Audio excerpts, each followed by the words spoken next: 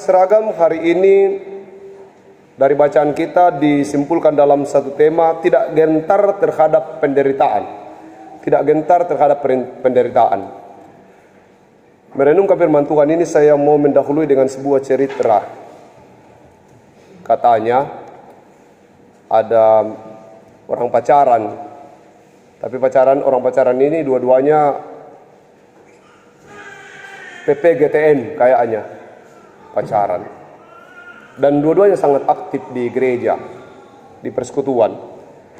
Karena menjaga berbagai kemungkinan, maka waktu laki-laki ini atau pacarnya yang pria ini datang mau panggil pacarnya, kayaknya waktu itu belum ada HP, mau panggil pacarnya, dari luar dia bernyanyi begini, keluar dari kaum dan rumah bapamu.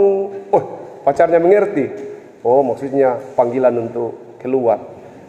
Didengar bapaknya, dia bilang, wah, saya tahu itu, saya pernah muda.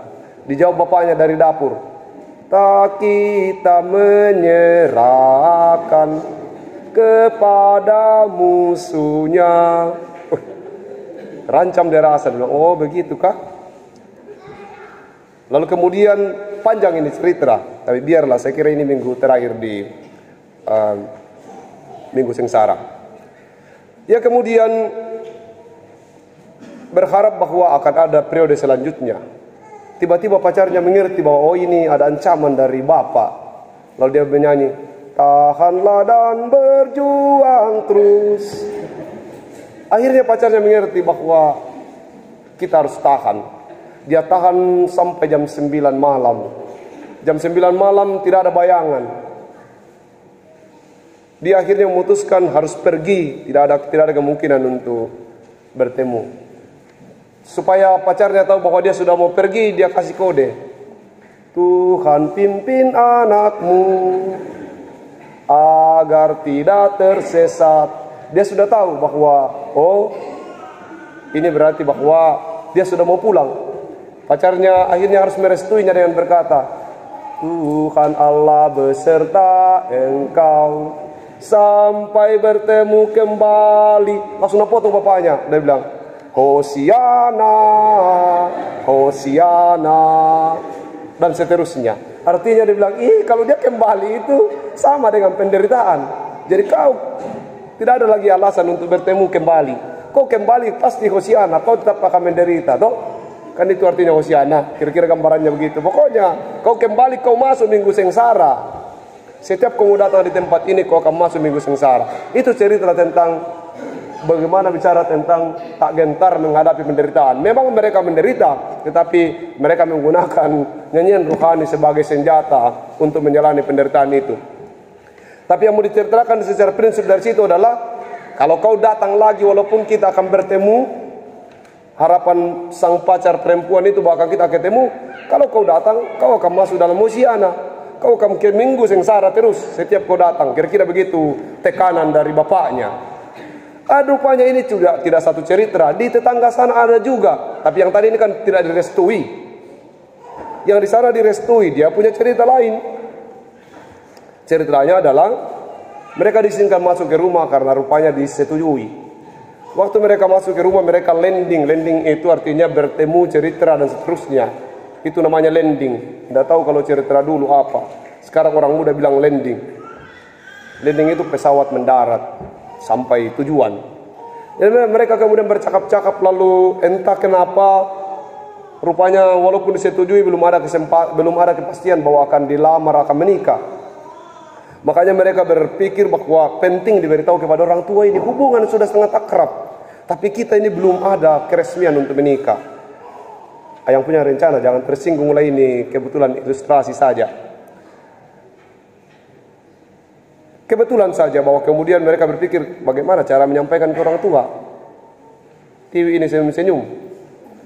Bagaimana menyampaikan ke orang tua supaya kita bisa mendapat restu ini. Akhirnya mereka berduet menyanyi. Oh, berkati kami. Dia dengar bapaknya, oh sudah tahu itu. Dia lanjutkan itu lagu. Oh, apa lanjutannya itu lagu? Dan lindungi kami Tuhan, berilah. Bapaknya mengerti.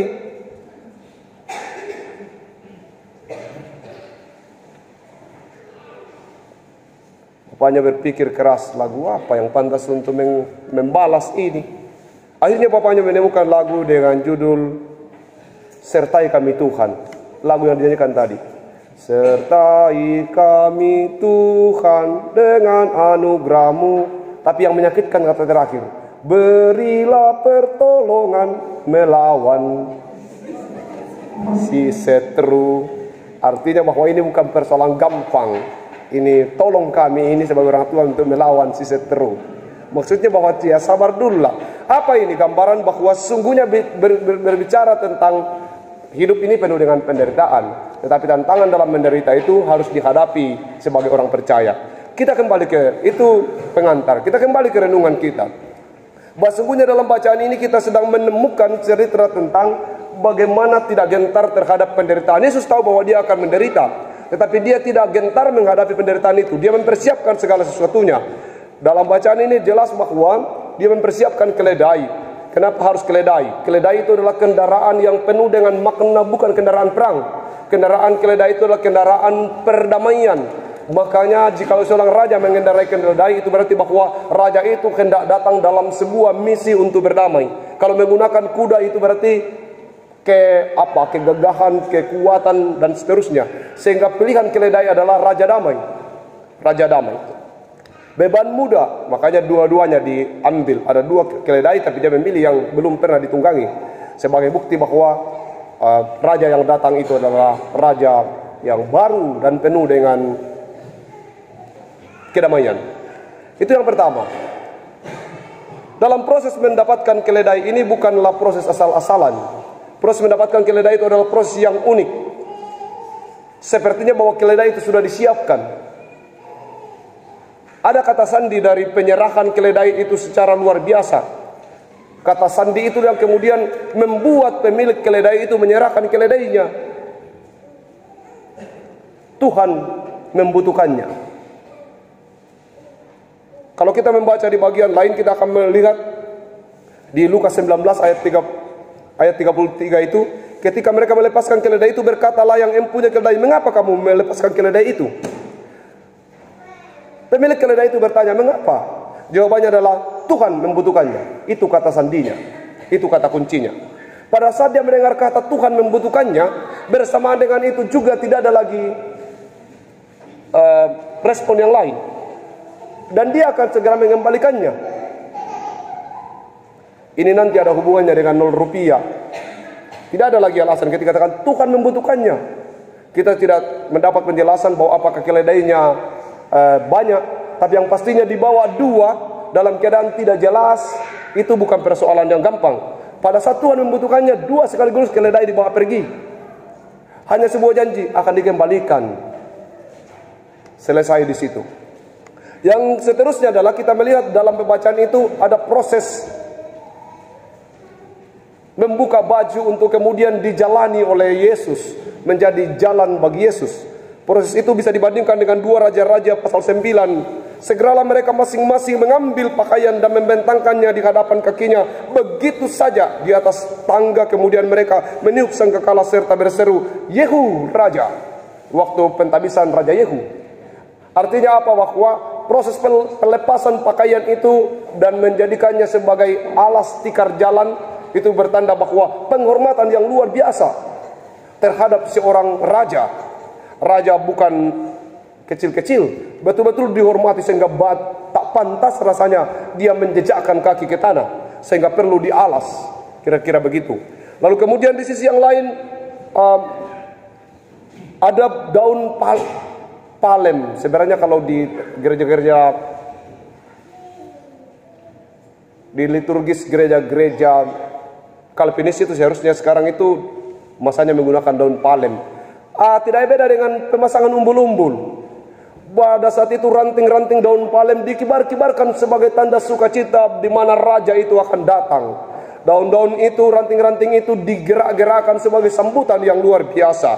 Itu bisa kita baca dalam Imamat. Ini adalah proses penyambutan seorang raja yang besar. Imamat 23 ayat 40. Juga dalam Nehemia pasal 8 ayat 15. Artinya apa? Artinya bahwa sungguh-sungguh yang datang itu disambut sebagai seorang raja. Dan proses penyambutan itulah yang membuat orang bertanya, menarikah ini? Siapakah ini? Proses penyambutan itu yang membuat orang bertanya-tanya. Apa hubungannya dengan kita?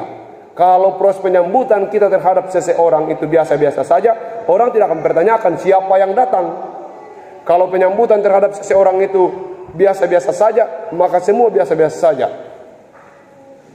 Waktu kami tiba di Kalimantan Selatan, sebelum kami turun dari bis sekolah, orang-orang berkumpul menyambut sangat luar biasa. Orang sekitar pondok itu atau perumahan itu semua keluar melihat apa yang terjadi, siapa yang datang. Tidak biasanya ada proses seperti itu. Kalau orang-orang besar datang di perusahaan, orang sembunyi karena itu pemeriksaan, periksa kebersihan, periksa apalah, periksa macam-macam, sehingga orang agak takut. Tapi waktu kami datang sesuatu yang berbeda, sambutan yang kira-kira ini hanya gambaran.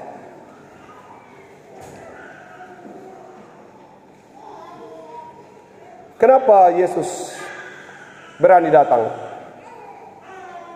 Walaupun dia tahu bahwa proses ini, kalau dia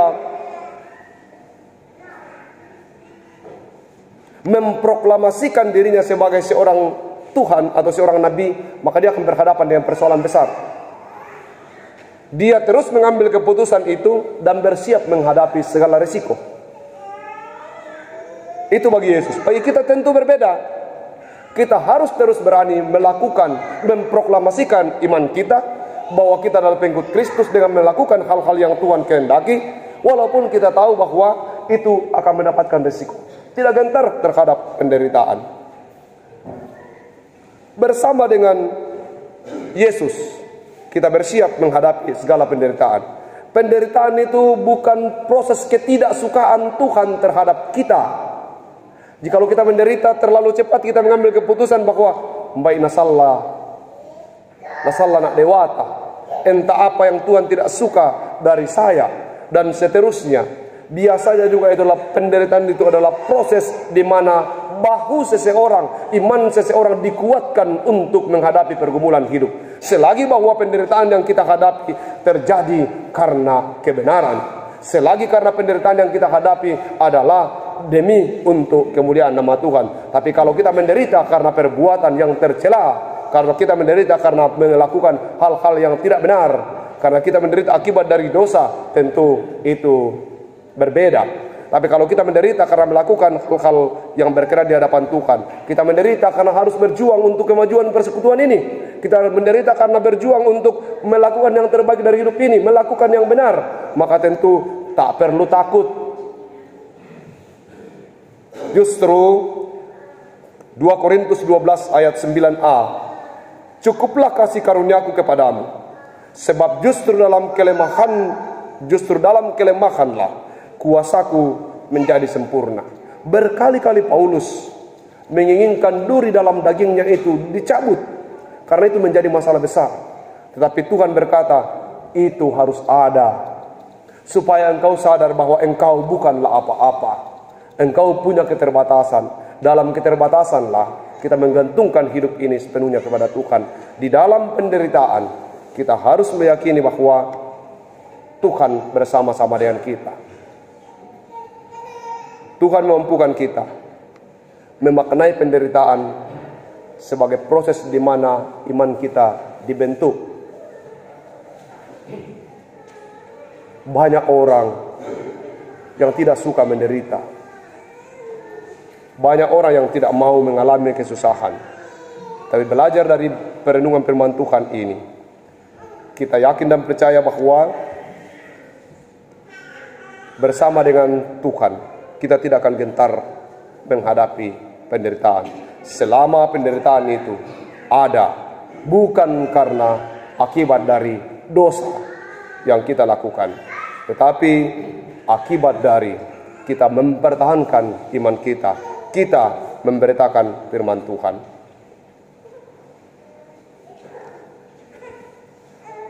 Selamat mempersiapkan diri merayakan Paskah tahun ini. Kata kuncinya adalah Tuhan membutuhkannya. Hari ini kita akan membuka perayaan Paskah dengan tema dan subtema yang terpampang di depan. Subtema kita adalah wujudkan kemandirian jemaat melalui persembahan Rp0 darimu. Dan jangan takut kekurangan, sebab Tuhanlah yang akan mencukupkan bagimu. Rp0 dan jangan takut kekurangan, sebab Tuhan yang akan mencukupkan bagimu. Demikian bacaan yang menjadi kata sandi kita untuk jemaat, bahwa Tuhan membutuhkannya dan Dia akan mengembalikannya. Sekali lagi, untuk Paskah jemaat, kata sandinya adalah Tuhan membutuhkannya dan Dia akan mengembalikannya. Tuhan membutuhkannya dan Dia akan mengembalikannya. Amin.